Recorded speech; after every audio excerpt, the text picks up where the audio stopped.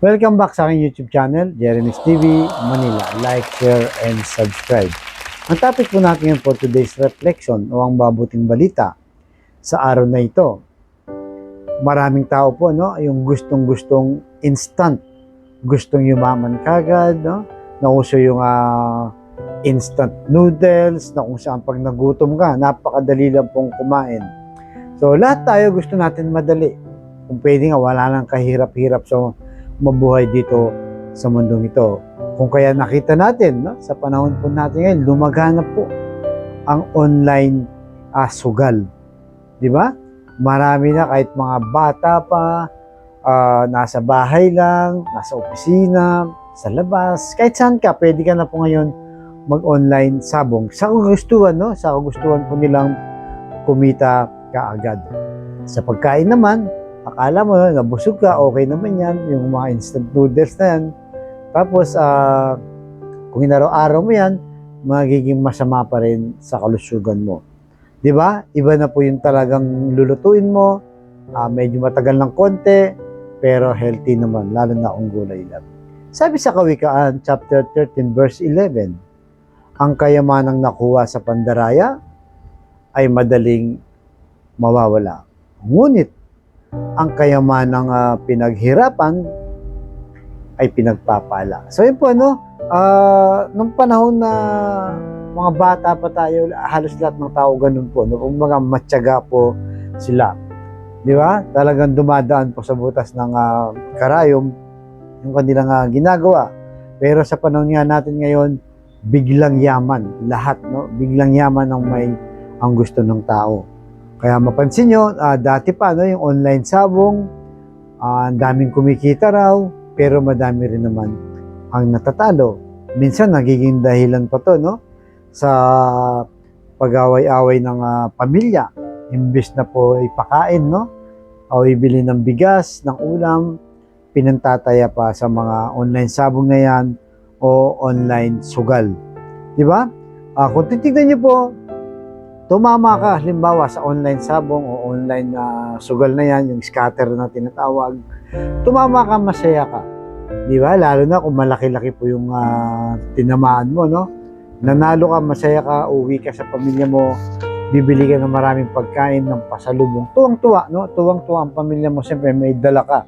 Kahit ikaw, tuwang-tuwa, may dala kang maraming pasalubong o pagkain. Subalit sa tuwa at saya ng pamilya mo, meron namang pamilya rin.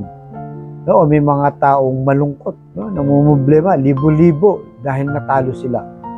Dahil nanalo ka, natalo naman sila. So nakikita nyo po yun, yung kasiyahan mo, meron palang kaakibat na kalungkutan ng ibang tao. Kumbaga, walang production po, no?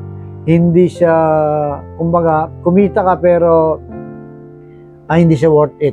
Bagamat pera yan, pero dahil hindi nga siya galing sa pinaghirapan, tila ba nababali wala lang. Di ba? Kaya talagang iba po yung dati kagaya ng magsasaka. Di ba? Yung magsasaka, magtatanim ng palay, no?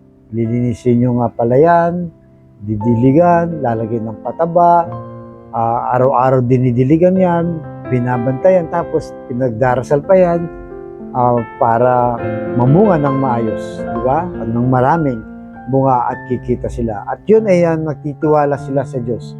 Na after 3 to 4 months, no, mag-harvest sila sa kanilang pinaghirapan. Yun talagang sabihin mong pinaghirapan mo. Again, hindi po natin sinasabing hindi maganda yung yumaman, no? O yung umangat sa buhay. Mas maganda po yung ganito, no? Yung talagang dumadaan ka sa proseso. Hindi yung tataya ka ng loto, araw-araw kang tumataya, araw-araw kang umaasa, hindi mo alam, marami ka na palang nagagastos. Ganon din sa mga online sabong, no? Online na sugal, taya ka ng taya, iniisip mo, mananalo ka, makakabawi ka, hindi mo alam, nauubos na pala yung kayamanan mo o yung pera mo. Minsan may nabibenta ka pa, nagiging sanhi pa ang problema ng pamilya mo. At hindi lang po sa usapin ng pera yan, di ba? Yung mabilisan. Usapin din ng spiritual. Di ba? Na kung tunay na may takot ka sa Diyos, talagang dadaan ka sa lahat ng proseso, sa legal, no? Hindi ka gagawa ng illegal, hindi ka tataya ng illegal. Bagamat legal, sinasabi din nila yung online na yan. Pero siyempre, kung ikaw naman ay alam mong hindi yan tama, hindi ka rin naman tataya. Kaya po ang ating ilagay sa ating puso't isipan na idaan po natin sa tamang proseso, no? Huwag po tayong magmadali. Kung ano meron tayo ngayon, iyan po ang pagsikapan natin. Hindi naman po lifetime yan na kung anong kalagayan mo ngayon, gusto mong umasenso, hindi po. Kung ano meron lang, huwag ka muna maghangad ng malaki, lalo na kung wala ka pa namang kakayahan yan. Tuloy-tuloy mo lang, no? Yung proseso ng buhay, trabaho lang na maayos, huwag lang sa illegal, asahan nyo darating yung araw, ay aasenso rin yung buhay mo dahil ginawa mo ng tama. Kaya yan po ang ipagdasal natin na sana, no, ay talagang maging matyaga tayo sa ating mga trabaho. Importante, maayos po at walang illegal. Kaya sa mga kapatid natin nanonood sa aking vlog na may problema sa pamilya, financial at kalusugan, sabayin mo ko sa napakasimpleng dasal na kung ikay maniwala at magtiwala sa ating Panginoong Yesus, ay tsak yung pagkakalob sa iyo sa tamang panahon. So tayo manalangin. Lord, i-bless na po mga kapatid namin nanonood sa aking vlog na maluba na po ang karamdaman. Ipuhin niyo po ng iyong mapagpagaling na kamay. Haplusin niyo po, tanggalin ng kanilang karamdaman. Alam naman po namin na walang imposible sa iyo kung iyong loloobin. At ganoon din po sa mga pamilyang nasisira, nagkawatak-watak dahil sa sugal, sa illegal na gawain, dahil sa hindi pagkakaunawaan. Ipuhin niyo po ang kanilang puso na maging mapagkumbaba, magkasundo-sundo, at higit sa lahat ay mahalin ang bawat membro ng pamilya. At ganoon din po sa financial Lord, nahangad namin ng yumaman kagad, kumita kagad na kahit sa maling paraan. Tulungan niyo po kami na dumaan sa proseso at maging matyaga, sikapin ang buhay sa tamang paraan at sa tamang trabaho. I-bless niyo po ang aming hanap buhay, lalong-lalo na po yung mga kapatid namin walang-wala talaga, na ultimong pambili ng 1 kilo lang ng bigas, ng ulam, pambaon sa mga bata, pinoproblema pa, Lord. I-bless niyo po ang aming hanap buhay para sa aming mga pamilya. Patawarin niyo po kami sa aming mga kainahan at kasalanan. Ang lahat na ito iniling namin sa matamis na pangalan ng ating Panginoong Yesus. Amen. To God all be the glory. Sa ngalan ng Ama, ng Anak, and Diyos sa Espiritu Santo. Amen. Thank you very much po.